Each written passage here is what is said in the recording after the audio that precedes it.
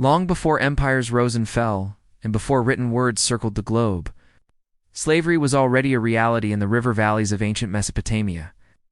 This was the land between the Tigris and Euphrates, home to Sumer, Akkad, Babylon, and Assyria, cities built from mud brick, ruled by powerful kings, and fueled by labor that was often unfree.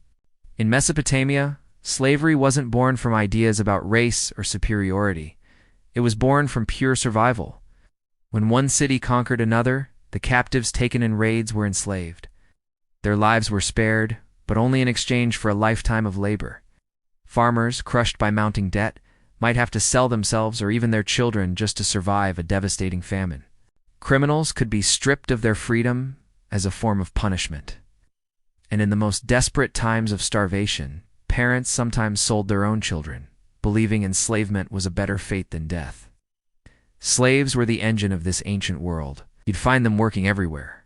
They dug irrigation canals under the scorching sun, ground grain in the courtyards of homes, wove textiles in workshops, and hauled heavy bricks to build massive temples and palaces. Many slaves lived right inside their owners' homes, eating the same food and sleeping under the same roof. While some performed backbreaking manual labor, others were highly skilled. There were slave scribes, talented craftsmen, and even business managers valuable enough to be trusted with important tasks, yet never truly free. The law even acknowledged their status. Around 1754 BCE, the famous Code of Hammurabi carved the rules of slavery into stone. Slaves were legally considered property that could be bought and sold, but they were also recognized as people. Killing someone else's slave, for instance, required financial compensation to the owner. Hiding a runaway slave was a serious crime. A slave could even marry a free person, and under certain conditions, their children could be born free. Some slaves were even allowed to own small amounts of property or conduct business for their masters. Freedom, while rare, was not impossible.